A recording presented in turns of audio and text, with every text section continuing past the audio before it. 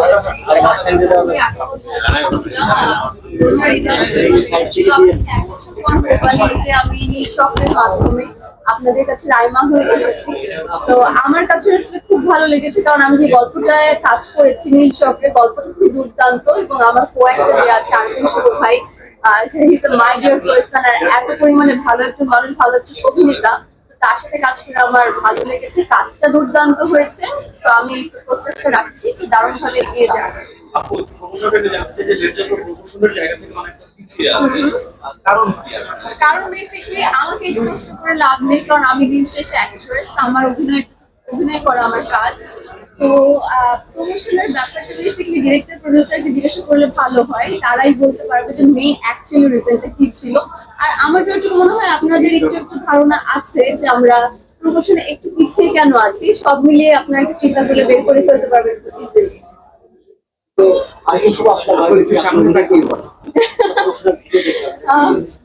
হ্যাঁ, ভিডিওটা তো আমরা করেছি। এখন আমি জানি না ইন ফিউচার আমার লাইফ অ্যাকচুয়ালি কি আছে বা আমি কত দূর এগিয়ে যাব। কখনো যদি কোনো একটা সময় এসে আমার বায়োপিক হয়, আমি জানি না তখনকার ওই সময় বা বয়স তার থাকবে কি নাকি শুভ ভাইয়ের। তো যদি এরকম কোনো অপরচুনিটি আসে যদি রাজি হয় আমার জন্য তো খুবই ভালো। আপনার বায়োপিক হলে এই প্রজন্মের কাকে আপনি চাইবেন? এখন যারা অনেক ছোট আপনার এই মুহূর্তে বলাটা আসলে খুবই ডিফিকাল্ট, আর একটু সময় দিয়ে বলা যাবে। আপনার সাথে সমস্ত আপনার মা বোন এসেছেন, মা ওনার পরিবার নিয়ে আমার ফুল ফ্যামিলি এসেছে বেসিক্যালি, কারণ আমি বরাবরই সবাইকে বলি যে আমার ফ্যামিলি আমাকে খুবই সাপোর্ট করে, কারণ তাদের জন্য আমি আজকে এখানে। তো আমার ফ্যামিলিতে আমার মা বাবা বড় ভাই ভাবি সবাই এসেছে, আর মা তো এখানে আছে। মা কিছু বলবে কিনা আজকে?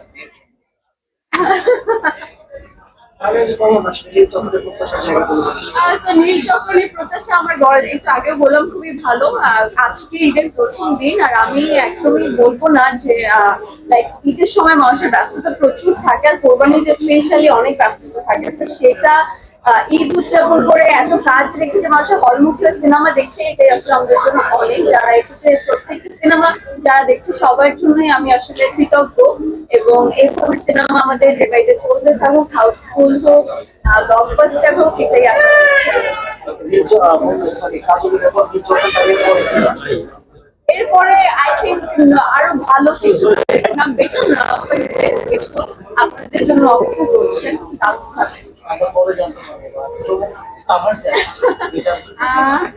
আমি আবার সাথে পারবো না, আসলে ডিরেক্টর প্রডিউসার খুবই রেগে যাবে। আই থিঙ্ক তাদের মাধ্যমে আপনাদের জানলে খুব ভালো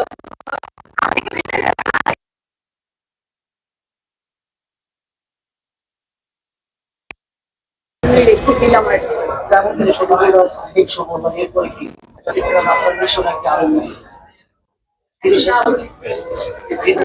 এখন না বলি কেউ